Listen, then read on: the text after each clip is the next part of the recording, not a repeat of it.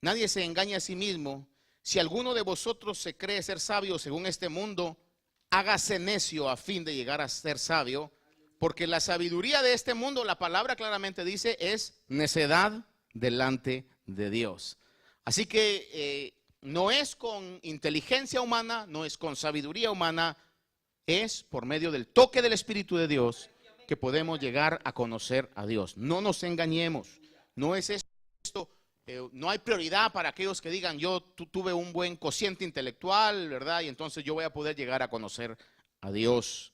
Al contrario, la evidencia del mundo nos marca que muchas veces cuando la gente a través de la sabiduría terrenal quiere conocer a Dios, según Romanos 1, lo que hace es degradarlo. Quiere entender con su mente a Dios. Le voy a decir algo, Dios es mucho más, el Dios creador de todas las cosas. Es mucho más grande que lo que la mente humana puede comprender. En su misericordia Él nos ha dado su mente. Dice la palabra que tenemos la mente de Cristo. También rápidamente le voy a decir, la palabra claramente dice que nos engañamos a nosotros mismos cuando pensamos que somos religiosos, pero no ponemos freno a nuestra lengua. Yo creo que sin lugar a dudas todos somos culpables de eso, hermano. A todos en algún momento se nos va la lengua, como dice el dicho, ¿verdad?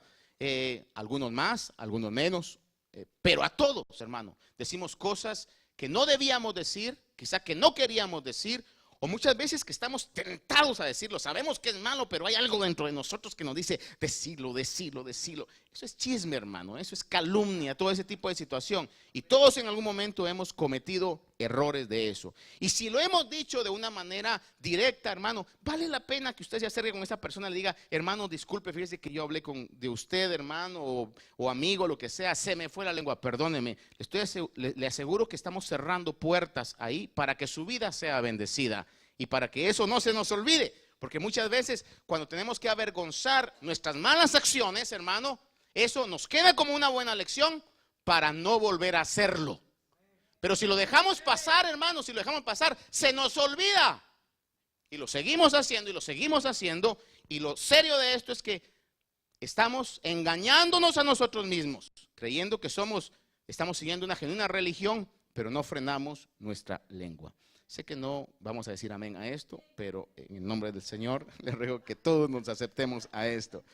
Dice la palabra de Dios, si alguno se cree religioso en Santiago 1:26, pero no refrena su lengua, sino que se engaña a sí mismo o engaña a su propio corazón, la religión es vana. Y note que dice refrenar la lengua. No venga usted a decirme, pastor, ore por mí, o llegue con uno de los ancianos o los líderes, diáconos, y, hermano, ore por mí para que se me quite el espíritu de chisme o de calumnia. No, hermano, hay que refrenar eso. Cuando sienta usted las ganas, yo sienta las ganas de decir, te sujetas lengua en el nombre de Jesús, porque yo quiero realmente agradar a Dios.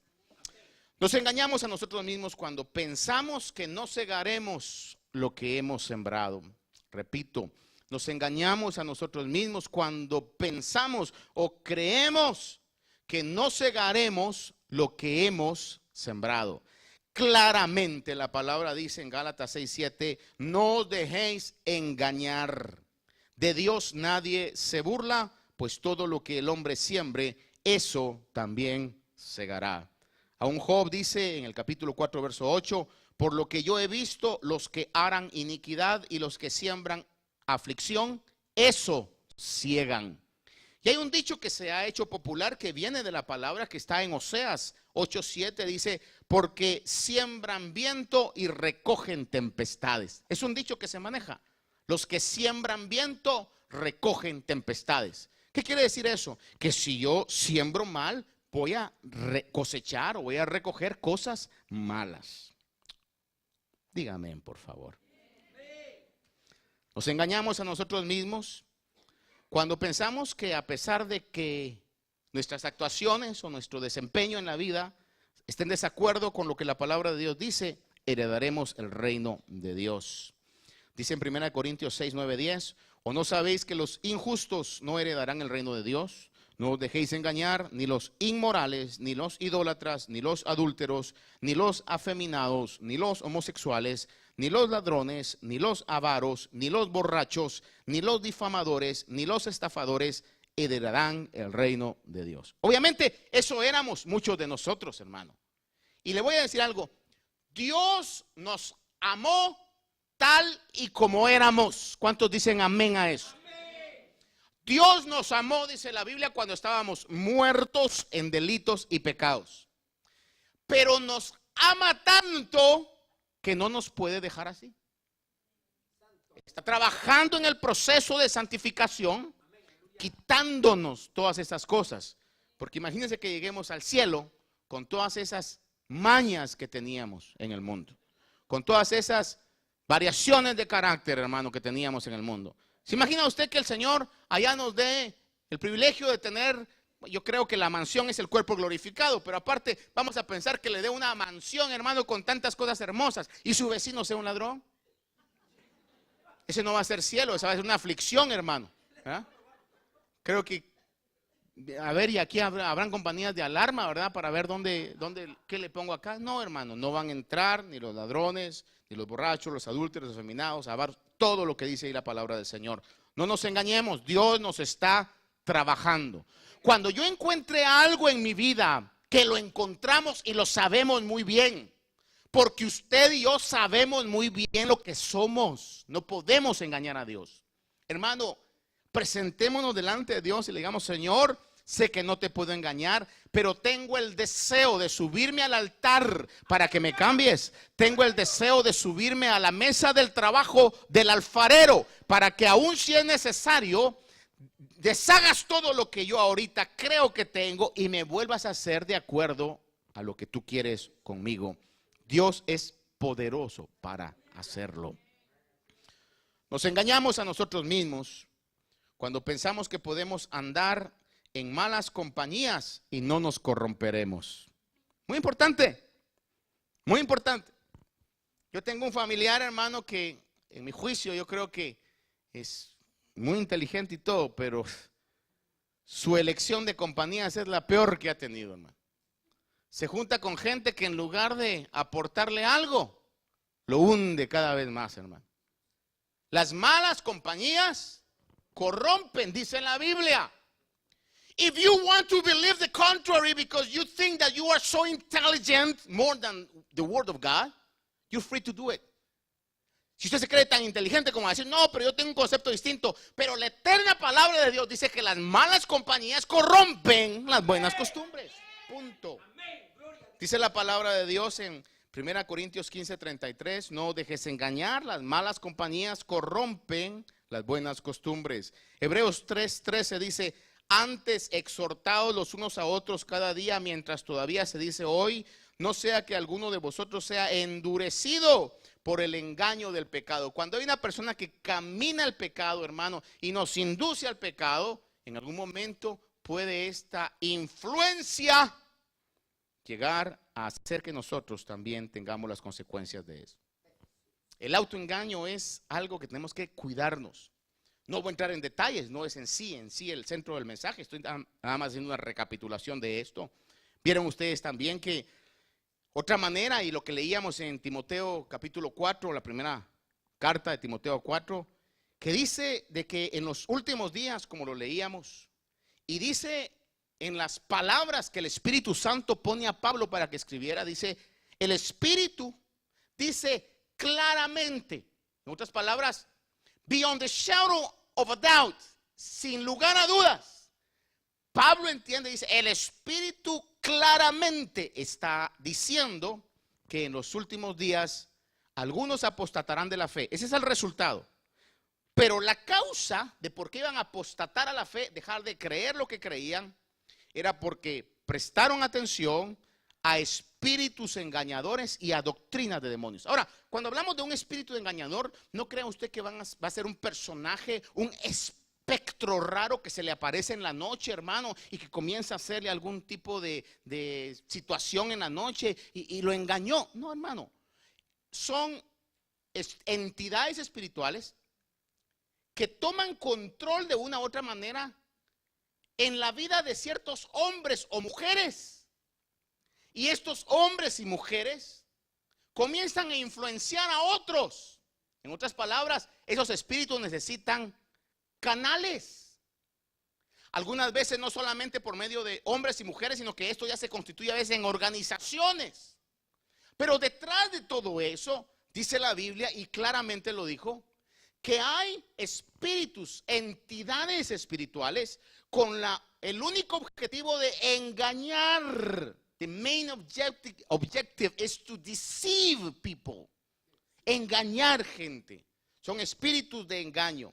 Y creo que ya estamos viviendo el tiempo final y creo que eso nosotros lo respiramos diariamente. Hay cosas que a veces dan escalofríos que yo tengo que venir y decir, mire, le voy a decir algo, en las redes sociales hay mucha basura. Hay muchas cosas que son invenciones, cosas fuera de contexto, etc.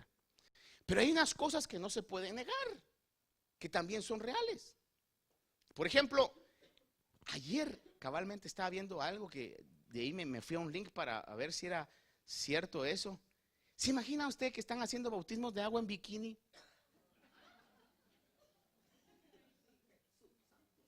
Si yo dijera, hermanos, van a haber bautismos de agua en bikini, a un montón de colaboradores van a decir, yo quiero ayudar, hermano. ¿Se imagina usted en qué cabeza cabe que un acto que merece nuestra reverencia, nuestro respeto, y llegue allá a la misa, hermano, no one piece suit, ¿verdad? No una calzoneta, bikini, 2 piezas, hermano? Algunos ponía ahí, no sé si exagerado, ¿verdad? Pero ponen al bautizador cuando está saliendo la otra de las gradas, hermano, así con la baba, ¿verdad?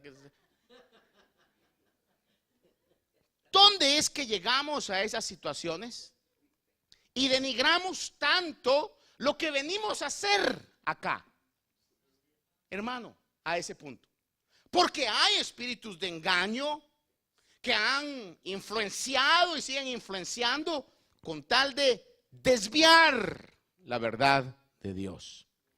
Por eso es importante que nosotros tengamos claro que eso es lo que estamos viviendo. En Marcos capítulo 13, versículo 22 y 23, de labios del Señor Jesús dijo, porque se levantarán falsos cristos, y Cristo quiere decir ungido, y falsos profetas, Marcos 13, 22 y 23, y mostrarán señales y prodigios a fin de extraviar, dice, de ser posible. Algunos argumentan y dicen que los genuinos no se van a extrañar, pero no se van a extraviar, por eso que dice, de ser posible. Otros dicen, pues no aclara el texto bien y dicen que van a tratar y puede ser que algunos de ellos se extravíen. En sí lo que yo le recomiendo hoy es, mientras se averigua qué es lo que pasa, usted cuídese, como dice el apóstol Pablo, el que piense estar firme, mire que no caiga. Y dice, a extraviar de ser posible a los escogidos, dice, mas vosotros, labios del Señor Jesús, mas vosotros estad alerta. Ved que os lo he dicho de antemano. Falsos ungidos, falsos profetas. Y para ir concluyéndole lo que es la recapitulación, el resumen de lo que ustedes vieron. Segunda de Pedro capítulo 2, versículo del 1 al 3, dice la escritura. Pero se levantarán falsos profetas entre el pueblo, así como habrá también falsos maestros entre vosotros, los cuales encubiertamente introducirán herejías destructoras, negando incluso al Señor que los compró, trayendo sobre sí una destrucción repentina. Muchos seguirán su sensualidad y por eso no me extraña esa onda de que estemos usando con bikini, hermanos, si la palabra claramente lo he dicho antes, ¿verdad? O que estén, por ejemplo, ahora bailando en la iglesia y poniendo ritmos que exigen que muevan las caderas, donde en una supuesta libertad, mire, tanto los hombres como las mujeres, we both have to comply with this set of rules que la Biblia pone. Los dos tenemos que ponernos en línea sobre lo que la Biblia nos dice. Y lo voy a poner desde el punto de vista, haga de cuenta que yo vengo a predicar. Obviamente no lo haría porque tengo un cuerpo no propicio para eso, ¿va? Pero si tuviera un cuerpo así como el de Arnold Schwarzenegger y estuviera aquí con una camisa así bien pegadita y pantalones pegaditos. Hermano, ¿qué es lo que estoy inspirando? ¿Verdad? Por el lado de la mujer, hermano, que venga a predicar hermano, enseñando toda la figura. Y algunas que, por favor, no lo hagan, pues, ¿verdad? ¿verdad? Pero aquellas que se creen misis, ¿verdad? Y enseñando toda la figura y aquí, hermano, es decir, en ese sentido es lo que la palabra dice, sensualidad. Sensualidad. En ese caso, entonces, hermano, dice que, y esto viene motivado, según lo que la palabra nos dice, por medio de espíritus engañadores. Hermano, y dice que muchos seguirán su sensualidad y por causa de ellos el camino de la verdad será blasfemado. Y en su avaricia os explotarán con palabras falsas. Déjeme decirle algo. Una de las características que traen estas falsas doctrinas es que siempre van detrás del dinero. Yo le agradezco a Dios porque ustedes son una iglesia que sabe dar. Pues no todos, ¿verdad? Pero los que saben dar. Pero le pregunto, ¿caeríamos en un error si detrás de todo, y mira Gabriel, hazme un fondo así suavecito y comienza porque es otra de las cosas que a veces se manipula las emociones? Pero al final siempre salen con que hay una atmósfera de bendición y que es el momento preciso para dar. Y en este momento, hermano, siempre hay un espíritu de avaricia detrás de todo ello. Por eso Pablo habla y dice, os lo he dicho antes, os lo he dicho de antemano, para que identifiquemos.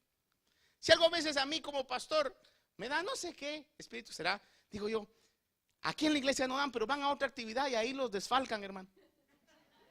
Y después reclaman.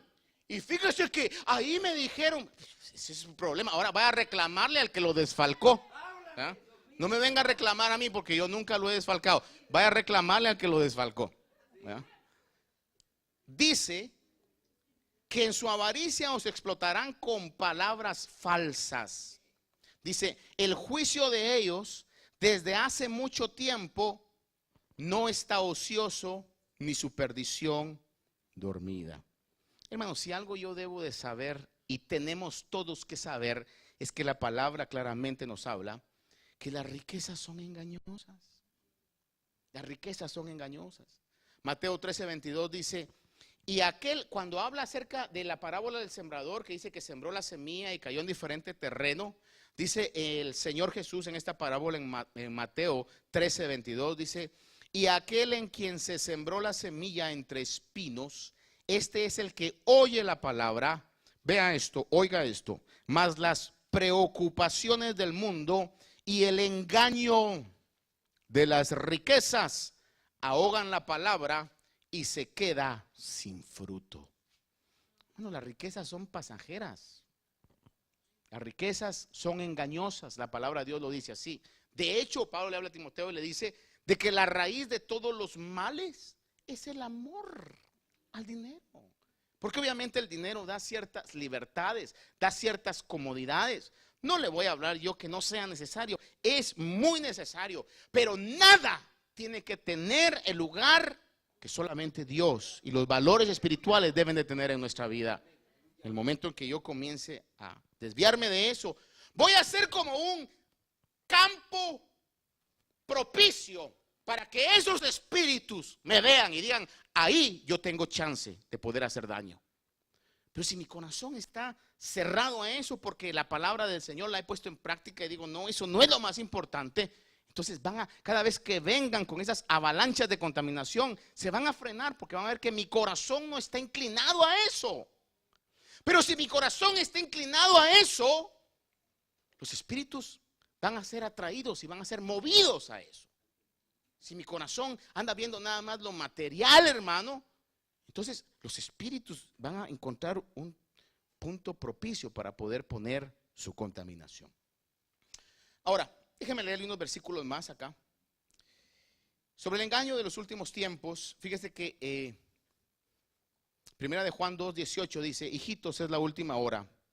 Y así como oísteis que el anticristo viene, también ahora han surgido muchos anticristos. Por eso sabemos que es la última hora. Y el versículo 26, 1 Juan 2:26 dice, os he dicho estas cosas respecto a los que están tratando de engañaros. Es decir, que esos anticristos que surgirán en la última hora, su función es engañar. Cuando el profeta Daniel, yo es que creo y sé que usted ha leído el profeta Daniel, en una de las visiones que tiene, capítulo número 8, proféticamente habla del anticristo en el versículo 25 y dice: y por su astucia, es decir, que va a ser un hombre muy astuto, hará que el engaño prospere por su influencia. Él se engrandecerá en su corazón y destruirá a muchos que están confiados. Oiga esto, a muchos que están confiados. Aún se levantará contra el príncipe de príncipes, pero será destruido sin intervención humana.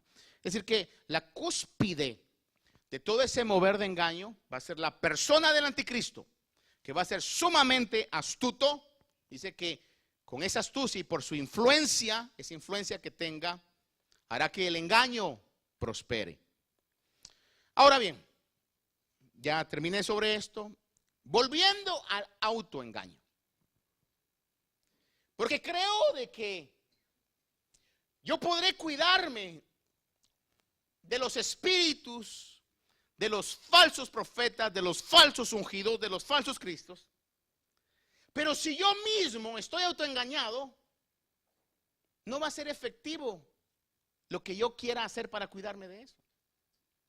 Si yo estoy contaminado, hermano, es algo así como en una oportunidad a una persona que estaba pasando problemas de salud, llegó la persona acompañada de un familiar con el doctor, y el doctor le estaba haciendo una conciencia a esta persona y le dijo: mire, usted tiene que cuidarse, tiene que tomar sus medicinas, tiene que dormir a sus horas, todo lo que le dicen a uno de los doctores, hacer ejercicio, etcétera, etcétera. Y el que estaba a la par le decía: oíste, oíste, oíste. Y entonces le dice: tiene que cuidarse, le dice, ¿ya? Tiene que ver que alguien lo cuide. Y entonces el que estaba a la par le dijo: no se preocupe, doctora, yo lo voy a cuidar. Pero él estaba peor. Entonces la doctora le dijo: who, you? Y muchas veces pareciera que nos podría suceder lo que le sucedió a los hijos de aquel sacerdote, que estaban echando fuera demonios. Y de repente, cuando el demonio toma una acción de reacción ante la reprensión, se para y dice: bueno, ¿y ustedes qué? ¿Cómo que fuera en el nombre de Jesús del que predica Pablo? A Jesús conozco y sé quién es Pablo, pero ¿ustedes qué? Entonces hagan de cuenta que yo vengo y digo: ay, hermano, mire el engaño de estos últimos tiempos, los falsos profetas, los falsos apóstoles, los falsos ungidos. Pero yo mismo en mi corazón tengo cosas que sé que están incorrectas, pero podemos llegar a la peor mentira de creernos nosotros mismos hasta nuestras propias mentiras. Que le voy a decir algo: no conozco a nadie, y aquí no hay nadie, pero por otro lugar, en otra atmósfera y en otra realidad alterna, he conocido gente que son tan mentirosas que se creen sus propias mentiras. Yo mismo digo: ¿será o no será? Pero digo: wow, ¿a qué grado puede llegar uno de creerme mis propias mentiras? Y en ese sentido es que fíjese que yo veo que, volviendo al otro engaño, la palabra de Dios nos dice, 2 Timoteo 3, versículo 13. Por favor, dígame a esto y no sienta que lo estoy regañando. Pero si hablamos de engaño, si yo le preguntara hoy cuál es quizás el prototipo de engaño, yo creo que en la mente de muchos de nosotros podría venir la persona de Jacob. Su propio nombre era engañador, significaba engaño. Y fíjese que Jacob había sido bendecido porque el Señor lo bendijo a cierto nivel. Pero cuando él ya volvió al lugar donde proféticamente Dios lo quería tener, tuvo que reconocer su gran necesidad, y cuando dice la palabra que peleó con un ángel, pasó toda la noche ahí, tuvo que reconocer que habían cosas en él que necesitaban ser cambiadas. Déjeme ponerlo en este aspecto. Voy a pensar que Dios tiene un nuevo nombre, un cambio de nombre para cada uno de nosotros. A Jacob Dios le cambió su nombre de Jacob a Israel. Voy a pensar que Dios tiene un nuevo nombre para usted. Pero ese nuevo nombre no se va a cambiar hasta que rindamos nuestra vida delante de Dios. Le digamos, Señor, podré haber engañado a todos, a mis hermanos, a mis tíos, a todos, hasta las ovejas engañé. Hablando de Jacob, ¿verdad? No voy a pensar usted que yo estoy diciéndolo, ¿verdad? Pero por si acaso, pues lo confieso. Y Jacob viene y dice, y hoy necesito que me cambies. Y cuando hubo esa sinceridad, ese reconocimiento, entonces Dios le cambió el nombre de Jacob a Israel. Y llegó a ser el patriarca o el padre de las 12 tribus del pueblo de Dios. Dios tiene algo para cada uno de su pueblo. No sé qué es, ni le vengo yo a ofrecer castigos en el aire, ¿verdad? Sobre eso. La palabra de Dios no lo dice. Pero es necesario que nosotros podamos reconocer esa actitud. Y en 2 Timoteo 3:13 dice, pero los hombres malos e impostores, miren lo que la palabra dice, irán de mal en peor. Vea esto, engañando y siendo engañados. Porque la palabra se cumple, todo lo que se siembra, se cosecha. Es decir, aquel que engaña va a ser engañado también. Me viene a la mente aquel dicho que dicen, ladrón que roba ladrón tiene 1000 años de perdón, decían por ahí. Pero aquellos que engañan, dice la palabra, también serán engañados. En el libro de Salmos habla, en varias oportunidades le voy a leer, o si usted lo busca conmigo, amén, pero si no se lo leo. Salmos 7, el versículo 13 en adelante dice, ha preparado también sus armas, está hablando David acerca del impío, dice, el impío ha preparado también sus armas de muerte, Salmos 7:13, hace de sus flechas saetas ardientes, he aquí con la maldad sufre dolores y concibe la iniquidad y da a luz el engaño, ha cavado una fosa y la ha ahondado, o sea la ha hecho profunda y ha caído en el hoyo que hizo, vea esto. Ha cavado la fosa, pero ha caído en el hoyo que hizo. Porque el que engaña, dice, será engañado. Dice, su iniquidad volverá sobre su cabeza y su violencia descenderá sobre su coronilla. Salmo 36 del 1 al 4 dice, la transgresión habla al impío dentro de su corazón. Dice, no hay temor de Dios delante de sus ojos. Porque sus propios ojos, la transgresión le engaña en cuanto a descubrir su iniquidad. Le digo de que a veces puede llegarse a tal mentira que se creen sus propias mentiras. Dice ahí, porque en sus propios ojos la transgresión le engaña en cuanto a descubrir su iniquidad y aborrecerla. Oiga esto, descubrir su iniquidad y aborrecerla. Le repito, descubrir su iniquidad y aborrecerla. Porque muchas veces yo puedo descubrir mi iniquidad, pero decir, ay, pero tan bonito que se siente. Qué rico se siente. No quiero dejarlo, así la he tenido toda mi vida. ¿Qué será de mí sin esta semilla de iniquidad? No, dice, descubrir la iniquidad y aborrecerla. Dice acá, las palabras de su boca son iniquidad. Recuerde que está hablando del impío. Dice que las palabras de su boca son iniquidad y engaño. Ha dejado de ser sabio y de hacer el bien. Planea la iniquidad en su cama, se obstina en un camino que no es bueno, no aborrece el mal. Ya llegar a ese punto, hermano, donde la gente está planeando, ¿qué hago? ¿Qué hago? ¿Qué hago para hacerle mal a esta persona? ¿Qué hago yo para vengarme? ¿Qué hago? Cuando la Biblia claramente dice, dejad la venganza al Señor. No os venguéis, dice, mía es la venganza. Ya podemos estar, hermano, en esa situación de impiedad. Hermano, ¿qué hago? ¿Cómo hago para que no se dé cuenta y para que mi reputación no la vaya a destruir? Pero para que, hermano, esa es la característica del impío. Y alguien puede tener ese tipo de mentalidad y creer que está bien Y llegar el domingo, llegar el viernes o llegar discipulado, aún ser anfitrión, anfitriona, maestro, pastor, líder de alabanza, lo que sea. Levantar las manos y decir, Señor, con limpieza de corazón, ven. ¿Cuál limpieza de corazón? Cuando realmente mis pensamientos han sido pensamientos de iniquidad. Y ahí no crea entonces que yo voy a venir y voy a decir, yo tengo asegurado porque sé la palabra de Dios, que a mí no me van a engañar esos falsos. Hermano, imposible.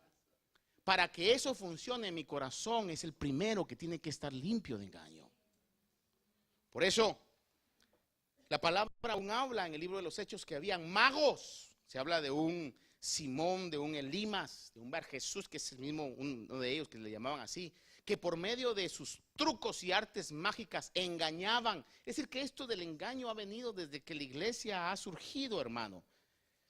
Isaías capítulo 30, versículo 12 al 13 dice, por tanto, así dice el Santo de Israel, ya que habéis desechado esta palabra, oiga esto, y habéis confiado en la opresión y el engaño y os habéis apoyado en ellos, por eso esta iniquidad será para vosotros como muro agrietado a punto de caer, como abultamiento en una pared alta, cuya caída viene de repente y en un instante.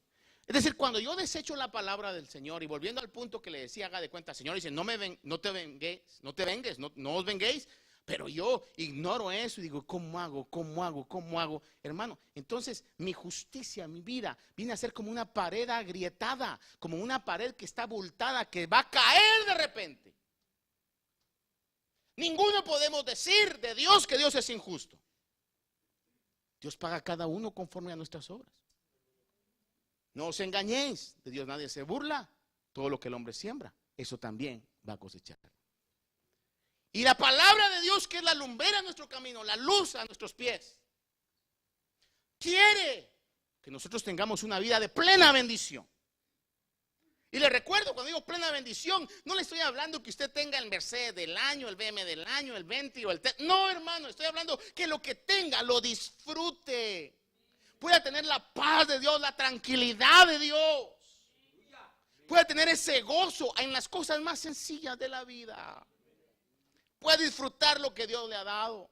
Si le da una familia grande, que disfrute su familia grande. Si le da una familia pequeña, que disfrute la familia pequeña. Si no le ha dado a nadie, que disfrute su soltería. Que muchos se la envidiarán. Eso es estar bendecido. Estar en una vida de bendición, hermano, donde podamos levantarnos cada mañana y decir, gloria a Dios, me siento con paz, a pesar de las situaciones, los achaques, lo que pueda venir, pero me siento bien, siento la presencia de Dios en mi vida, siento la protección de Dios. Y cosas grandes Dios tiene para sus hijos obedientes.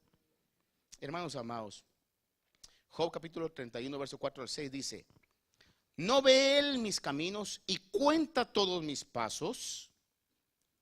Si he caminado con la mentira y si mi pie se ha apresurado tras el engaño, que él me pese en balanza de justicia y que Dios conozca mi integridad. Está hablando acerca de que Dios conoce cada uno de nuestros actos. Por eso le digo, y en ningún momento yo quiero que ignoremos la misericordia de Dios. Y yo no me voy a presentar hoy diciéndole, Señor, hazme justicia. No, yo vengo delante del Señor, hazme misericordia. Pero es lo que tengo que aprovechar, que la misericordia de Dios todavía está vigente.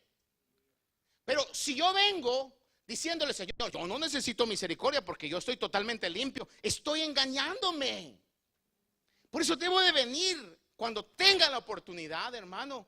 Sí, Señor, aquí estoy, necesito más de ti. Como decía, necesitamos un toque fresco de Dios en cada momento. Nuestra vida necesita eso, porque hay todavía muchas cosas que necesitan transformación en nosotros.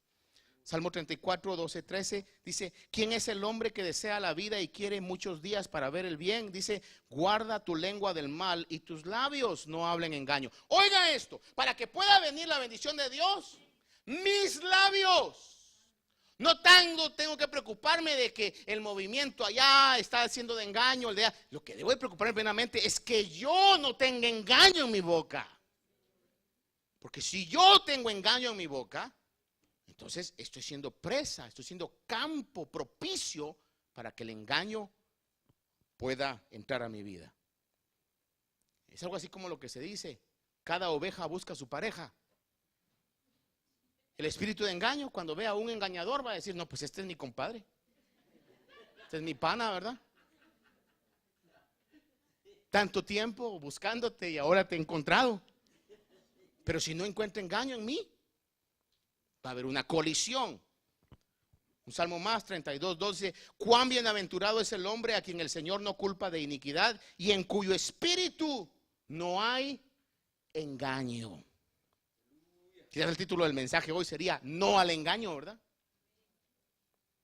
Oseas 7:1 dice: cuando yo quería curar a Israel, en la primera frase dice: cuando yo quería curar a Israel, se descubrió la iniquidad de Efraín y las maldades de Samaria, porque practican el engaño. Cuando yo quería curar a Israel, me di cuenta que no podía porque había engaño en su corazón. Es algo así como lo que sucede, hermano. A mí me pasó mucho con mi abuela, no tanto con mi mamá, pero con mi abuela. Cuando uno se raspaba, tenía su medicamento que le echaba un tipo de alcohol casero allá, o de licor casero que ya le llamaban kusha. Y le echaba unas semillas de una cuestión que se llamaba balsamito. Hermano, era una cosa que agarraba un color así como amarillento, feo. Pero eso ardía, hermano, pero ardía terrible, hermano, terrible.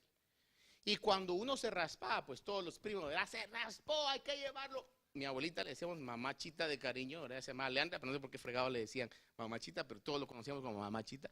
Hay que llevarlo con mamachita. Y era aquello, hermano, de que cuando la costra ya estaba infectada, hermano. Mire, hoy usted con sus hijos, ¿verdad? Está como en las películas, cuando alguien tiene una gran rajada aquí, hermano. Y me da risa porque así lo cura nada más. No es la verdad. Como nos hacía nuestra abuela es: agárrenlo. Y la costra que estaba mala, la arrancaba. Y salía todo aquello que estaba infectado y comenzaba a raspar, hermano. ¿Qué hubiera pasado si solo nos echa por encimita, hermano? No se puede. Es que adentro está podrido. Hermanos amados, voy a hablar de mí. Dios me quiere sanar. Pero si mi corazón está podrido, dice: quiero, pero no puedo, hijo. Porque la podredumbre la tienes adentro. Primera de Pedro, capítulo 2, verso 1 y 2. Vaya conmigo, no lo voy a entretener mucho hoy, pero sí quiero llevarlo a algo muy importante. Primera de Pedro 2, 1, 2. ¿Cuántos dicen amén esta mañana? Dice: por tanto, vea esto, desechando toda malicia y todo engaño, desechando toda malicia y todo engaño, e hipocresías, envidias y toda difamación. Desead como niños recién nacidos la leche pura de la palabra, para que por ella crezcáis para salvación. Versículo 21 y 22 dice: porque para este propósito habéis sido llamados. Siempre en 1 Pedro capítulo 2, versículo 21 y 22. Porque para este propósito habéis sido llamados. Pues también Cristo sufrió por vosotros, dejándoos ejemplo para que sigáis sus pisadas, el cual no cometió pecado, ni engaño alguno se halló en su boca. Fíjese que nos ha dejado ejemplo para que sigamos su ejemplo. Y el ejemplo fue que él no tenía pecado ni engaño en su boca. Y hoy lo podemos lograr a través de la ayuda y el auxilio del Espíritu Santo. Capítulo 3, versículo 10 al 12. Primera de Pedro dice: pues el que quiere amar la vida, citando el salmo que ya leímos anteriormente, dice: el que quiere amar la vida y ver días buenos. A ver, todos aquellos que querramos eso, digamos amén. Amar la vida y ver días buenos. Dice: refrene su lengua del mal y sus labios no hablen engaño. Apártese del mal y haga el bien. Busque la paz y sígala, porque los ojos del Señor están sobre los justos y sus oídos atentos a sus oraciones. Pero el rostro del Señor está contra los que hacen el mal. Oiga esto: el rostro del Señor está contra los que hacen el mal. Los apóstoles en la iglesia del principio guardaban que su predicación no fuera con engaño. Decía en 1 Tesalonicenses, el apóstol Pablo, capítulo 2, verso 3 al 5, dice: pues nuestra exhortación no procede del error, ni de impureza, ni es con engaño, sino que así como hemos sido aprobados por Dios, para que se nos confiara el evangelio, así hablamos, no como agradando a los hombres, sino agradando a Dios, que examina nuestros corazones. Hay un hombre en la Biblia del cual Jesús mismo dijo que en él no había engaño, llamado Natanael. En el capítulo 1 de Juan dice que Jesús vio venir a Natanael y dijo, versículo 47 del capítulo 1 de Juan, Jesús vio venir a Natanael y dijo: he ahí un verdadero israelita en quien no hay engaño. Que Dios dijera eso de nosotros. He ahí un verdadero hijo mío, he ahí un verdadero ministro mío, he ahí un verdadero siervo, una verdadera sierva mía, en la cual no hay engaño. Pero no quiero de ninguna manera señalarlo. Quizás podría señalarme a mí, pero no lo voy a hacer. Pero Dios posiblemente hoy no puede, o esa frase nos quedaría muy grande a nosotros el día de hoy. Sin embargo, con la ayuda del Espíritu Santo, y hoy que le estoy recalcando, la ayuda del Espíritu Santo, porque sin el Espíritu Santo no podemos hacer absolutamente nada. Es lo que el Señor dijo, como es uno con el Padre, uno con el Hijo, uno con el Espíritu Santo. Cuando el Señor dijo a sus discípulos: conviene que yo me vaya, porque si no me voy, no enviaré el Espíritu Santo. Dijo: enviaré a uno que es igual a mí, son uno. El Espíritu Santo puede darnos la capacidad, el poder para cambiar esas cosas que están malas dentro de nosotros. Para terminar, quiero que usted recuerde conmigo, uno de los engaños más grandes que el pueblo de Israel tuvo fue cuando Josué llegó a poseer la tierra prometida, Canaán. La orden de Dios fue exterminar a todos los pueblos que estaban ocupando esa región. Sin embargo, la Biblia menciona a un pueblo llamado el pueblo de los Gabaonitas. ¿Cómo se recuerdan esa historia? Levanten la mano los que recuerdan esa historia. Poquito nada más. Estos Gabaonitas dice de que llegaron con astucia con Josué. Vivían cerca, eran de los pueblos que tenían que ser exterminados por el pueblo de Israel. Pero ellos vivían cerca y entonces idearon un plan de engaño. Agarraron sus vestidos rotos, su pan mohoso, y llegaron, hermano, con carita de cansancio sin duda. Llegaron a decirle: venimos de un país lejano. Y hemos oído lo que Dios ha hecho con ustedes en Egipto. Así que quisiéramos tener un pacto con ustedes. Y la Biblia habla claramente en el pasaje de Josué que dice que por no haber ellos consultado a Dios, lo declara claramente, por no haber consultado a Dios, hicieron un pacto. Les dieron la mano y dijeron: está bien, a ustedes no les vamos a hacer daño.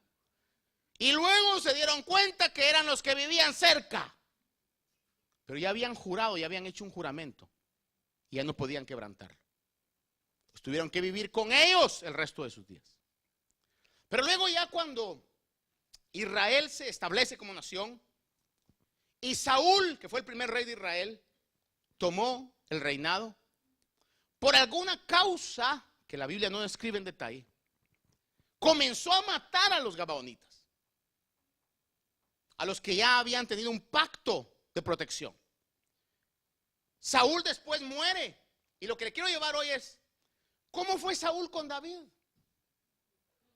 Creo que vaya conmigo a ese viaje mental de las Escrituras.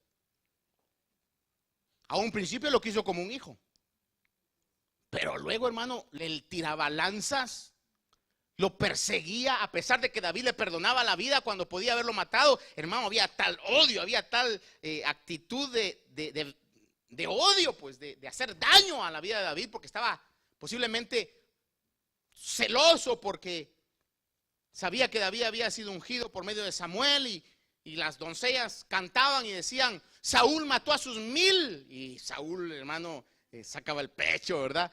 Pero la segunda frase lo bajaba totalmente, porque decía: y David a sus 10,000.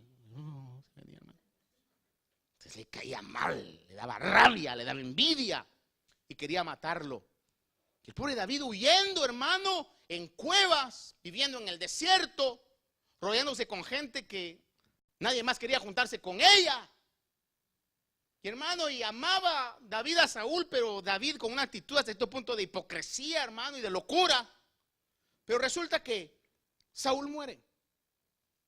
Los filisteos lo matan juntamente con Jonatán, que era amigo de David.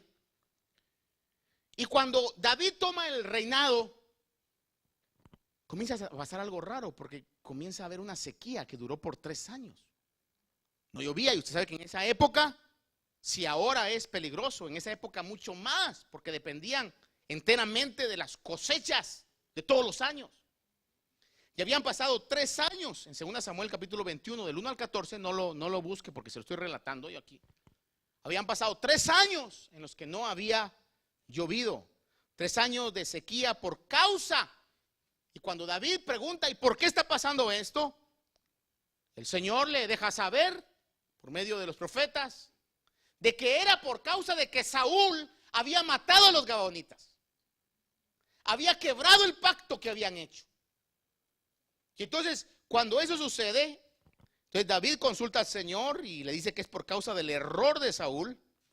Manda a llamar a los gabaonitas, y los gabaonitas le dicen que no querían guerra, sino que lo que querían era restitución contra la casa de Saúl. Como diciendo, el problema no es con todo Israel, el problema es con Saúl, con él y con su casa. Entonces, lo que ellos pidieron es, ¿sabe qué, David? Danos 7 hombres, 7 descendientes de Saúl, varones, y los vamos a ahorcar públicamente. Y esa va a ser la restitución. Y entonces, David busca entre las concubinas de Saúl. A una le quitó sus 5 hijos y a otra le quitó 2 hijos. Los dio a los gabaonitas y los ahorcaron públicamente. Se compromete entonces a darle esos hijos. Sin embargo, perdonó a un hijo de Jonatán, porque él amaba a Jonatán, al hijo de Saúl, llamado Mefiboset. Pero a los otros, vea esto, Mefiboset hubiera tenido que ir, pero como Jonatán le caía bien, entonces lo perdonó. Pero dio a los otros. Porque entendamos a David. ¿Por qué de haber dicho? Es que Saúl fue gacho conmigo. ¿Ah? ¿Y para qué va a estar sufriendo todo el pueblo de Israel por la locura de este? Cuando usted lee el pasaje se va a dar cuenta que da la idea que sin ningún pesar no trató de dialogar y diciendo, miren, no habrá otra manera, quizás les damos animales o algo, ¿verdad? O una restitución económica. No, facilito. Le dijeron, queremos 5 de los hijos de Saúl, no hay problema, se los doy. Para mí eso no es problema. Es como cuando, hermanos amados, hay una tragedia con un ser querido o un país, ¿verdad? Por ejemplo, sucedió algo en nuestro país. Hermano, y aquí hay como 5 peticiones de oración. Pero sucedió algo en otro país, ¿qué nos importa a nosotros, ¿verdad? Bueno, está por idólatras, sí, ahí tienen muchos dioses, ¿verdad? Así somos los humanos. Entonces, cuando a David le piden los hijos de Saúl, désenlos. Si eso va a calmar, denlos los 7. Entonces se compromete, entrega a estos hijos de Saúl. Uno de ellos, una de estas concubinas llamada Rispa, que dio 2 hijos para eso. Cuando ya los cuerpos fueron ahorcados y fueron dejados a la intemperie, dice la palabra de Dios, que ella agarró una tela de lino, según lo que la palabra y los diccionarios hablan, es que se hizo como un cobertizo, para proteger los cuerpos de esos 7 ahorcados. Ella no podía enterrarlos porque era sublevarse, rebelarse contra la orden del rey, pero lo que hizo fue protegerlos, para que ni las aves del cielo ni las bestias del campo llegaran a comerse los cadáveres, lo cual era una maldición y sigue siendo algo pues no grato, ¿no? Obviamente estaban sus 2 hijos, pero estaban también los otros, los primos de ellos, ahí. Lo impresionante es que, fíjese que dice el recuento histórico ahí, que eso duró como 5 meses. 5 meses estuvo ella ahuyentando a las fieras. 5 meses estuvo ella viendo de que los pájaros no vienen. Obviamente tuvo que lidiar con el hedor de los cuerpos en descomposición. Tuvo que estar viendo toda esa situación. Y ya cuando quedaron huesos, todavía seguía ella protegiendo que las fieras no se llevaran los huesos. Y entonces le dicen a David, ¿sabes que Rispa, que era el nombre de ella, ha estado estos 5 meses? A todo esto no había llovido. Ya la restitución, entre comillas, había sido hecha, pero no había llovido. Y a los 5 meses le llegan a decir a David, ¿sabes que Rispa ha pasado 5 meses protegiendo los restos? Ya solo hay huesos. Pero esta mujer ha estado ahí. Y entonces algo se activa en David. Y dicen, ¿saben qué? Quiero leerle aquí, porque es en el 2 Samuel capítulo 21, versículo 13 y 14.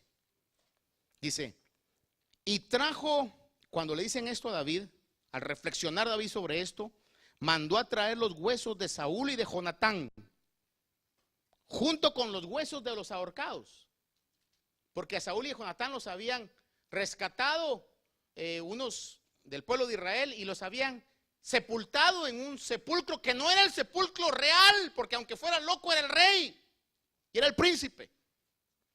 Y David no se preocupó de eso, no se preocupó de darle el último honor al rey ni al príncipe. Obviamente tenía situaciones en su corazón que guardaba posiblemente. Pero cuando se entera de que Rispa está haciendo eso, entonces dice el versículo número 13, y trajo de allí los huesos de Saúl y los huesos de su hijo Jonatán, y recogieron los huesos de los ahorcados. Estoy leyendo 2 Samuel capítulo 21, versos 13 y 14. Y sepultaron los huesos de Saúl y de su hijo Jonatán en tierra de Benjamín, en Sela, en el sepulcro de su padre Cis, e hicieron todo lo que el rey había ordenado. Y vea, si usted está viendo ahí, dice, después, ¿sí lo dice ahí? ¿Por qué tuvieron que pasar 5 meses después que ahorcaron a los otros? Después de esto, dice que Dios fue movido a misericordia para con la tierra. Porque sin duda alguna, todavía esa iniquidad que David tenía en su corazón estaba previniendo que la plena bendición de Dios viniera sobre el pueblo. Sigo creyendo lo mismo. El peor de los engaños es el autoengaño. Si guardo mi corazón y le digo al Señor, escudriña mi corazón, como David decía, mira si hay iniquidad en él y guíame por sendas rectas, estoy seguro que no seremos engañados. Amado Dios, esta mañana te doy gloria, Señor.